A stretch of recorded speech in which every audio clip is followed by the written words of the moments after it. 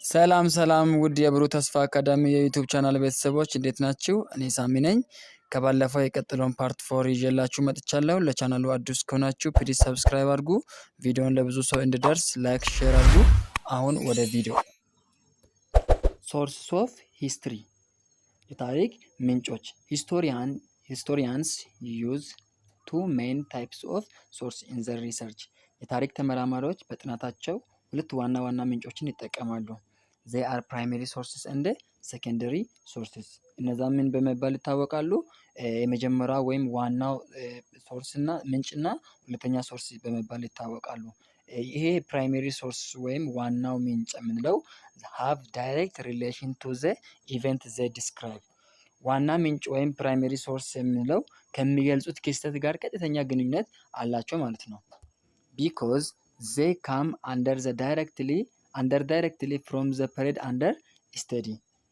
They are nearer in time and place to the event under investigation. ምክንያቱም በቀጥታ የሚመጡት በጥናት ላይ ካለው ጊዜ ነው። እናም ደግሞ በምርመራ ላይ ላለው ክስተት በጊዜም ሆነ በቦታ ምንድነው በጣም ኒር ነው፣ በጣም ቅርብ ነው ማለት ነው። by contrast secondary sources do not have the direct relation or nearness to the event they describe።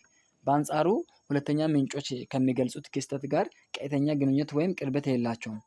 most of them are historical reconstruction። አብዛኞቹ ታሪካዊ ተሐድሶች ናቸው። ታሪክን ከእንደገና ለማደስ ነው እንጂ ሰከንደሪ ሶርስን የምንጠቀመው ቀጥተኛ ግንኙነት እንደ ፕራይመሪ ሶርስ ቀጥተኛ ሆነ ግንኙነት ወይም ሪሌሽንሺፕ የላቸውም ማለት ነው። most of important example of primary sources monument, inscription, coin, letter, diary, memory, chronicles, document of contracts, agreement, photography, film and eye witness። አብዛኛው የአንደኛው ደረጃ ምንጮች ምሳሌዎች ሐውልቶች፣ ጽሁፎች፣ ሳንቲሞች፣ ደብዳቤዎች፣ ማስታወሻ ደብተሮች፣ ማስታወሻዎች፣ ዜና መዋዕል፣ የውል ሰነዶች እና ስምምነቶች፣ ፎቶግራፊዎች፣ ፊልሞች እና የአይን ምስክሮች ናቸው አብዛኞቹ ማለት ነው። ይሄ ፕራይመሪ ሶርስ የምንላቸው ከዚህ ከዘረዘርነው አንዱ ናቸው ማለት ነው። እያንዳንዱ እነዚህ የፕራይመሪ ሶርሶች ናቸው ማለት ነው። most history books are good example of secondary sources of the history። አብዛኛው የታሪክ መጽሐፍትም ለሁለተኛ ደረጃ የታሪክ ምንጮች ጥሩ ምሳሌዎች ናቸው። እነዚህ አሁን እየተጠቀምን ያለው ሰከንደሪ ሶርሶች ናቸው። ባይ ዘ ዌይ አሁን እየተማራችሁ ያላችሁ የሂስትሪ መጽሐፍ የታሪክ መጽሐፍ በምንድን ነው የሚመደበው? እንደ ሁለተኛ ወይም ሰከንደሪ ሶርስ ኦፍ ሂስትሪ ነው የሚባለው ማለት ነው። ኦራል ሶርስስ ኩድ ቢ ተክን አስ ኢዘር ፕራይመሪ ኦር ሰከንደሪ ሶርስስ። የቃል ምንጮች እንደ ዋና ወይም እንደ ፕራይመሪ ሶርስም ወይም እንደ ሰከንደሪ ሶርስ ሊወስዱ ይችላሉ። የቃል ወይም ኦራል ሶርስ የምንለውን እንደ ፕራይመሪ መውሰድ እንችላለን፣ እንደ ሰከንደሪ ሶርስ መውሰድ እንችላለን። for instance a witness information is a primary sources።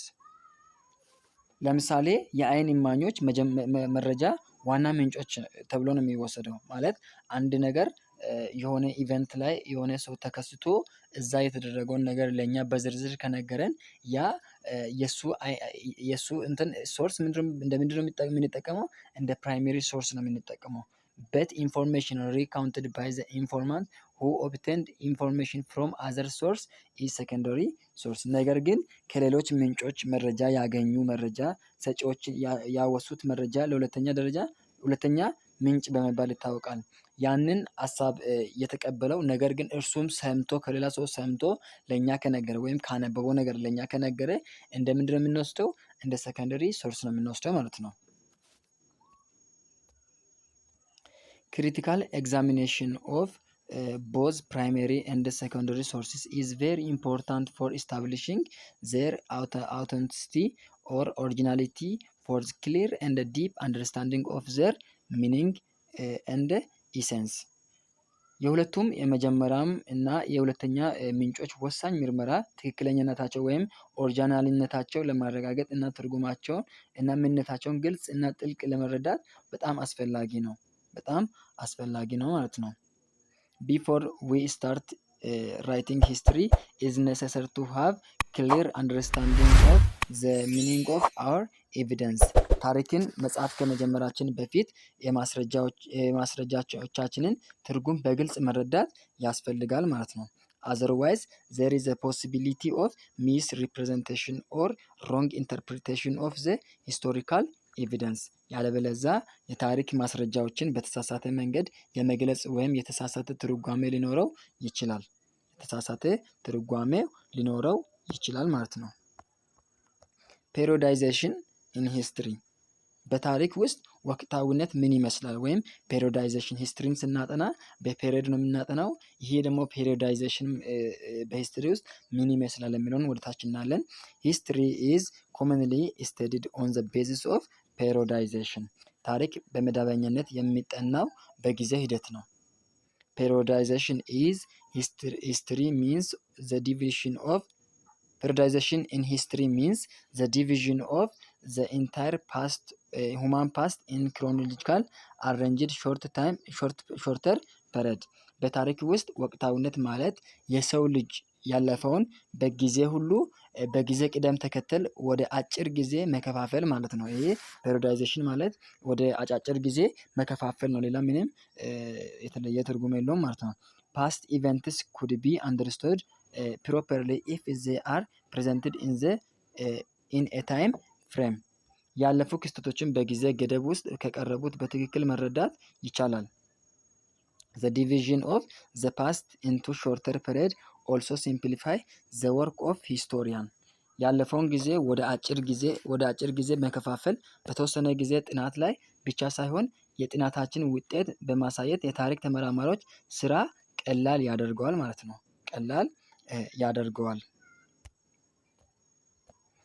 This is because historians present past events by organizing them according to their sequences in time።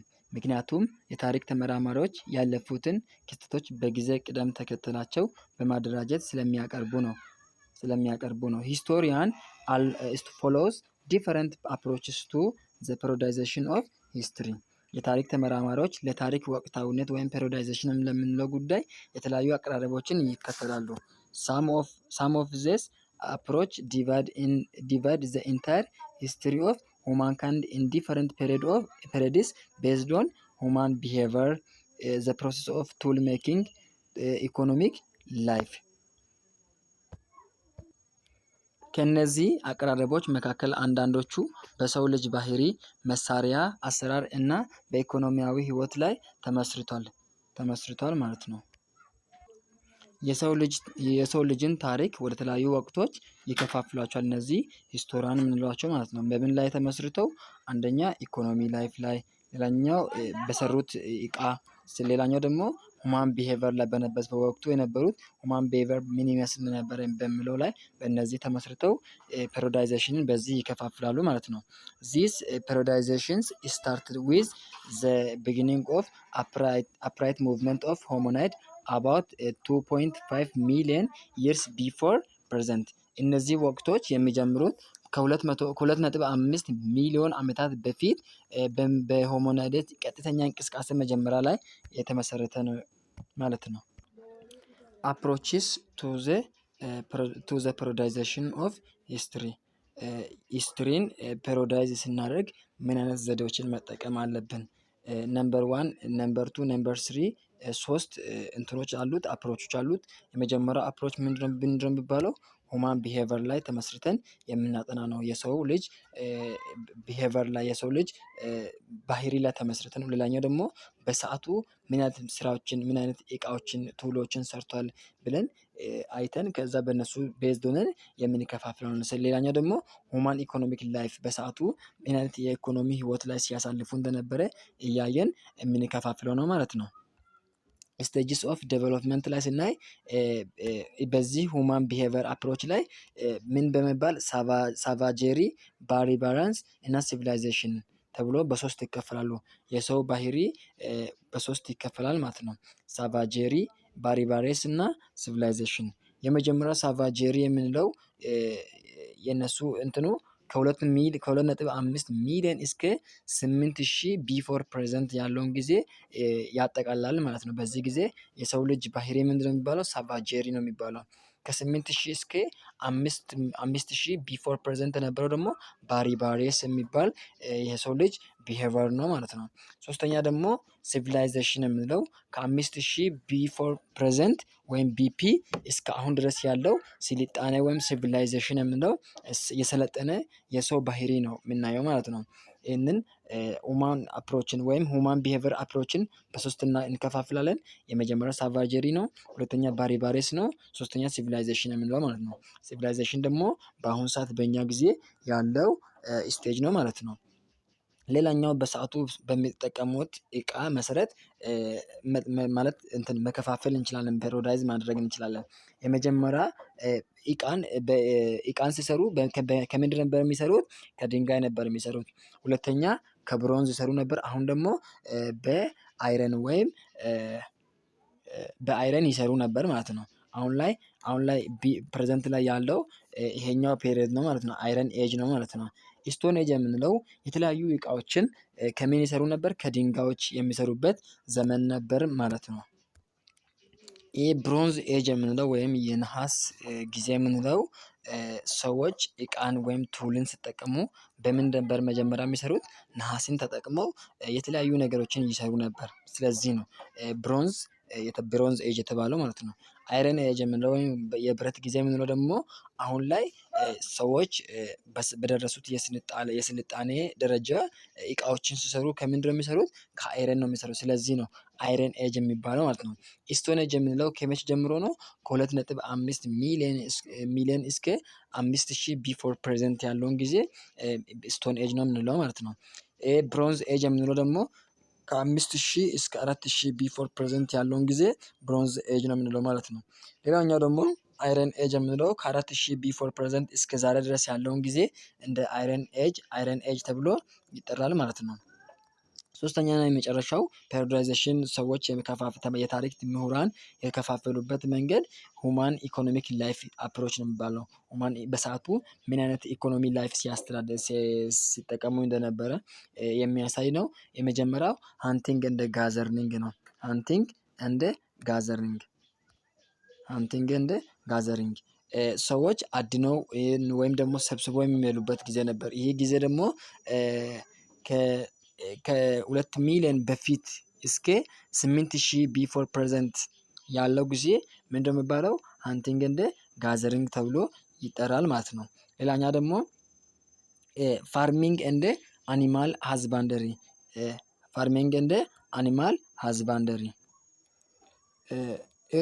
የሰው ልጅ እርሻን የጀመረበት ጊዜ እና አኒማሎችን ወይም የተለያዩ እንስሳቶችን ማራባት የጀመረበት ወይም ደግሞ በቤት ውስጥ አስጠግቶ ከእሱ ተላምዶ እንዲኖር ያደረገበት ዘመን ከ8000 ቢፎር ፕሬዘንት እስከ 1750 ድረስ ያለው ጊዜ ነው ማለት ነው። ኤጅ ኦፍ ኢንዱስትሪ የምንለው ደግሞ የአሁኑ ጊዜ ነው ማለት ነው። ከ1750 በኋላ እስከዛ ድረስ ያለውን ጊዜ የኢንዱስትሪ ዘመን ነው የሚባለው ማለት ነው። ሂስቶሪያን ዘ ሂስቶሪ ኦፍ ሁማን ካይንድ ኢዝ ኦልሶ ጀነራሊ ዲቫይድድ ኢንቱ ቱ ማጀር ፔሪዮድስ ኮልድ ፕሪ ሂስትሪ ኤንድ ሂስትሪ። የሰው ልጅ ታሪክ በአጠቃላይ በሁለት ትላልቅ ወቅቶች የተከፈለ ነው። የመጀመሪያው ቅድመ ታሪክ ወይም ፕሪ ሂስትሪ ሲባል፣ ሁለተኛ ደግሞ ሂስትሪ ወይም ታሪክ ተብሎ በሁለት ይከፈላል ማለት ነው። ዘ ቢጊኒንግ ኦፍ ዘ ቴክኒክ ኦፍ ራይቲንግ አራውንድ 4000 ቢሲ ማርክድ ዘ ዲቫይዲንግ ላይን ቢትዊን ዘ ቱ ፔሪድስ። በ4000 ቢሲ አካባቢ የአጻጻፍ ቴክኒክ መጀመሪያ በሁለቱ ወቅቶች መካከል ያለውን የመከፋፈል መስመር አመልክቷል። ማለት ከ4000 ክርስቶስ ከመወለዱ ከ4000 ዓመት በፊት የነበረውን ጊዜ ምን ተብሎ ነው የሚጠራው? ፕሪ ሂስትሪ ወይም ቅድመ ሂስትሪ ተብሎ ይጠራል። ወደዚህ ያለው ደግሞ ሂስትሪ ወይም ታሪክ ተብሎ ይጠራል። ደግሞ ያ 4000 ቢሲ ላይ የነበረው ታሪክ ወይም የጽሁፍ መጽሐፍ ቴክኒኮች ከተጀመረበት ያ መስመር ሁለት ቦታ ታሪክን ለመከፋፈል የሰው ልጅን ታሪክ ለመከፋፈል በሁለት ፔሪድ ለመከፋፈል ያ ትልቅ መስመር አድርጎልናል ማለት ነው።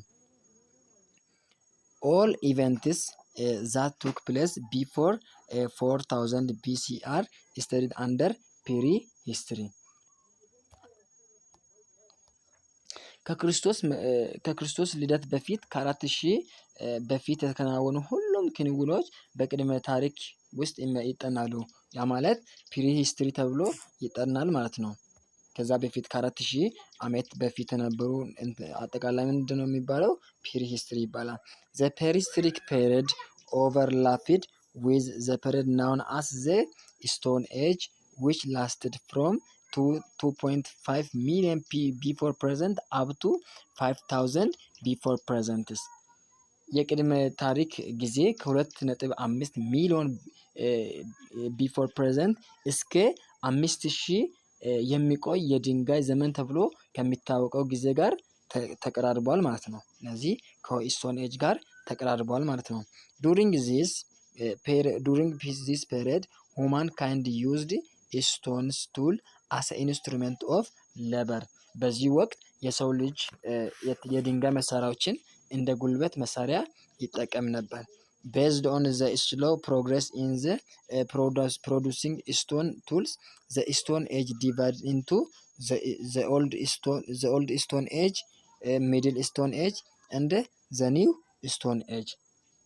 የድንጋይ መሳሪያዎች በማምረት ላይ ባለው አዝጋሚ መሻሻል ላይ በመመስረት የድንጋይ ዘመን በአሮጌ የድንጋይ ዘመን፣ መካከለኛው ድንጋይ ዘመን እና አዲሱ የድንጋይ ዘመን ተብሎ በሶስት ተከፋፍሏል ማለት ነው። አሮጌ ስቴጅ ላይ ምን ነበር? ከድንጋይ የሚሰሩት ማቴሪያሎች ብዙም ጥሩ አልነበሩም። ትንሽ ግን ደግሞ በየትኛው አሻሸሉት? ከድንጋይ የሚሰሩትን ማቴሪያሎችን አሻሸሉ፣ በሚድል ላይ አሻሸሉ። ሶስተኛ ኒው ስቶን ኤጅ ላይ የምንለው ደግሞ በጣም አሻሸሉት ማለት ነው። ኦልድ ስቶን ኤጅ የምንለው ከ2.5 ሚሊዮን ጀምሮ እስከ 8000 ቢፎር ፕሬዘንት ያለውን ጊዜ ኦልድ ስቶን ኤጅ ብለን እንከፋፍላለን። ሌላኛው ደግሞ ሚድል ስቶን ኤጅ ምንድነው? እንደ ትራንዚሽናል ነው የምንጠቀመው፣ እንደ መሸጋገሪያ ነው የምንጠቀመው። መካከለኛው ማለት መሸጋገረኛ ለማንና ለማን? ለኦልድ እና ለኒው መሸጋገሪያ የሚባለው የትኛው ነው? ሚድል ስቶን ኤጅ ማለት ነው። እንዳትረሱት። Those events after 4000 BC are also studied under history. ከክርስቶስ ልደት ከ4000 ዓመት በኋላ ያሉ ጊዜያቶች በምን ውስጥ ይጠናሉ? በሂስትሪ ውስጥ ይጠናሉ፣ በታሪክ ውስጥ ይጠናሉ። ነገር ግን ከዛ በፊት ከ4000 ዓመት በፊት ያሉትን እነዛን አጠቃላይ የት ነው የምንከታቸው? በፕሪሂስትሪ ወይም ቅድመ ታሪክ ውስጥ እንከታቸዋለን ማለት ነው። however only a small part of human past has been recorded so far. ይሁን እንጂ እስካሁን ድረስ የተመዘገበው የሰው ልጅ ያለፈው ትንሽ ክፍል ብቻ ነው። ትንሽ ታሪክ ብቻ ነው። አብዛኞቹ አልተጠኑም። but both the recorded past part and the part which still wait to be recorded are commonly called history. ነገር ግን ሁለቱም የተቀዳው ክፍል እና አሁንም ለመመዝገብ የሚጠበቁ ክፍል በተለምዶ ታሪክ ይባላሉ፣ ሂስትሪ ይባላሉ ማለት ነው። In addition, since the technique of writing emerged at the different times in different parts of the world, the distinction between prehistory and history vary from country, region, continent to each other. በተጨማሪ የአጻጻፍ ቴክኒኩ በተለያዩ ጊዜያት በተለያዩ የዓለም ክፍሎች ብቅ ስላለ በቅደመ ታሪክ እና በታሪክ መካከል ያለው ልዩነት እንደ አገር፣ እንደ ክልል፣ እንደ አህጉር ይለያያል ማለት ነው። The period of history is further divided into 3 major periods called ancient, medieval and modern. የታሪክ ጊዜ በተጨማሪ ጥንታዊ፣ መካከለኛ እና ዘመናዊ ተብሎ በሶስት ጥቃቅን ወቅቶች ምን ይደረጋሉ? ይከፋፈላሉ። ከእንደገና ማለት ነው ይከፋፈላሉ ማለት ነው። There are no uniform or fixed time gap. ለክፍፍሎች ምንም አይነት ወጥ ወይም ቋሚ የጊዜ ክፍተቶች የሉም ማለት ነው። ቋሚ የጊዜ ክፍተቶች የሉም። Every continent or country followed the periodization that fit with its own civilization or state formation. እያንዳንዱ አህጉር ወይም ሀገር ከራሱ ስልጣኔ ወይም የመንግስት ምስረታ ጋር የሚስማማ ወቅታዊነትን ተከትሏል። እያንዳንዱ በራሱ በሚስማማው ነው የተከተለው ማለት ነው። For instance, the ancient period of European history started from the rise of civilization in ancient Greece about 1250 BC and lasted up to 456 end of 5th century AD when the Western Roman Empire ኮላፕስድ። ለምሳሌ የጥንት የአውሮፓ ታሪክ ዘመን በጥንቷ የግሪክ ስልጣኔ መነሳት ጀምሮ በ1250 እስከ 476 ወይም 5ኛው ክፍለ ዘመን መገባደጃ ላይ የምዕራብ ሮማን ግዛት ሲፈርስ ቆይቷል። በዚህ ጊዜ ነበር እነሱ የራሳቸውን ታሪክ ምን የሚያደርጉት የሚዘግቡት ማለት ነው፣ የሚከፋፍሉት ማለት ነው። The medieval period lasted from the end of 5th century AD up to 1500 when early capitalist relations began in Europe. የመካከለኛ ዘመን ከክርስቶስ ልደት በኋላ ከ5ኛው ክፍለ ዘመን መጨረሻ አንስቶ እስከ 1500 ድረስ ቀደም የካፒታሊዝም ግኝቶችን በአውሮፓ ሲጀምር ቆይቷል። The modern period also dates from about 1500 up to the present. ዘመናዊ ጊዜም ከ1500 ገደማ ጀምሮ እስካሁን ድረስ ያለው ምንድነው የሚባለው? ሞደርን ፔሪዮድ ተብሎ ይጠራል ማለት ነው። ፔሪዮዳይዜሽን in Africa is unique from the rest of the world as a result of European colonization. በአፍሪካ ታሪክ ውስጥ ወቅታዊነት ከሌላ የዓለም ክፍል የተለየ ነው። በአውሮፓ ቅኝ ግዛት ላይ የተመስርቶ ነው የሚደረገው ማለት ነው። ለምሳሌ የኢትዮጵያ ማለት የአፍሪካ ፔሪዮዳይዜሽን በምን ላይ ነው የሚመሰረተው? በቅኝ ግዛት ላይ ተመስርቶ ነው። ምክንያቱም ፖስት ማለት ምንድነው? ፕሪ ኮሎናይዜሽን፣ ኮሎናይዜሽን እና ፖስት ኮሎናይዜሽን በመባል ይታወቃሉ። ፕሪ ኮሎናይዜሽን የምንለው ከቅኝ ግዛት በፊት ማለት ያለውን ጊዜ ፕሪ ኮሎናይዜሽን ነው የምንለው። ነገር ግን ኮሎናይዜሽን ላይ በነበሩ ሰዓት ላይ ያለውን ጊዜ ደግሞ ምንድነው የሚባለው? ኮሎናይዜሽን ተብሎ ይጠራል ማለት ነው። ሌላኛው ፖስት ኮሎናይዜሽን ወይም ሰዎች ከውጭ መጥተው የውጭ ሀገራቶች ከአውሮፓ ሀገር መጥተው አፍሪካን ከወረሩ በኋላ ወረው ደግሞ አፍሪካ የራሷን ነፃነት ከመለሰች በኋላ ምንድነው የሚባለው? ከዛ በኋላ ያለውን ጊዜ ፖስት ኮሎናይዜሽን በመባል ይታወቃል ማለት ነው። The civilization developed by African people was disrupted as a result of their contact with European beginning from 15th century AD. የአፍሪካ ህዝቦች ከ15ኛው ክፍለ ዘመን ጀምሮ ከአውሮፓ ጋር በነበራቸው ግንኙነት ምክንያት የዳበረ ስልጣኔ ምን ሆነ? ተረበሸ ማለት ነው።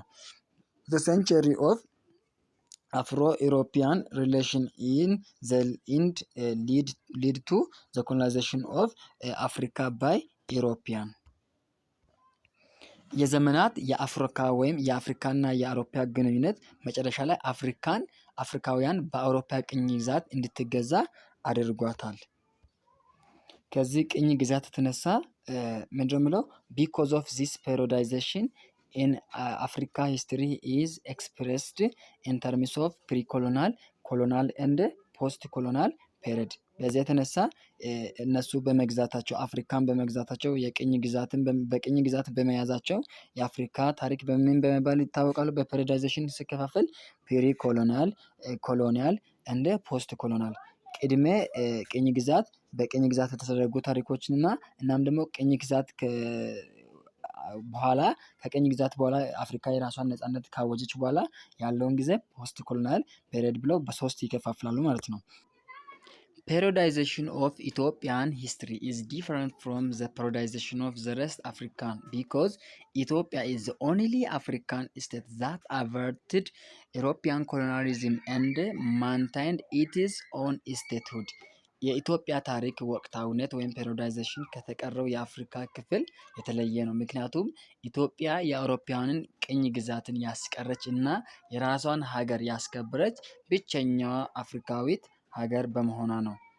The ancient period of Ethiopian history falls between the time when the process of state formation began about 1000 BC and 1270 AD. ጥንታዊ የኢትዮጵያ ታሪክ ዘመነ መንግስት ምስረታ ሂደት በተጀመረበት በአንድ ሺህ ከክርስቶስ ልደት በፊት እስከ 1270 ዓመተ ምህረት መካከል ያለው የኢትዮጵያ ታሪክ ምንድነው የሚባለው? ጥንታዊ ወይም አንሸንት ኢትዮጵያን ሂስትሪ ተብሎ ይጠራል። እና the medieval period lasted from 1270 up to 1855 AD. የመካከለኛው ዘመን ደግሞ ከ1270 እስከ 1855 ዓመት ድረስ ያለው የኢትዮጵያ ታሪክ የመካከለኛ ወይም ሚድል ፔሪድ ሂስትሪ ኦፍ ኢትዮጵያ በመባል ይታወቃል። The period since 1855 is also called modern period of Ethiopian history. ከ1855 ጀምሮ ያለው ዘመን የኢትዮጵያ ታሪክ ዘመናዊ ጊዜ ተብሎ ይጠራል። ዘመናዊ ታሪክ ተብሎ ይጠራል። ከ1855 ጀምሮ 1855 ቴዎድሮስ ራሱን እኔ ቴዎድሮስ ነኝ ብሎ ራሱን ከሾመበት ጊዜ አንስቶ እስካሁን ድረስ ያለው የኢትዮጵያ ታሪክ ምንድነው የሚባለው? ሞደርን ኢትዮጵያን ሂስትሪ በመባል ይታወቃል። በቀጣይ ኦሪጂን ኦፍ ሁማን ቢንግ የሚለውን ቶፒክ እናያለን። ቪዲዮውን እስከ መጨረሻ ስለተከታተላችሁ አመሰግናለሁ። ላይክ፣ ሼር፣ ሰብስክራይብ ማድረጋችሁ እንዳይረሳ። መልካም ጊዜ ተመኘላችሁ።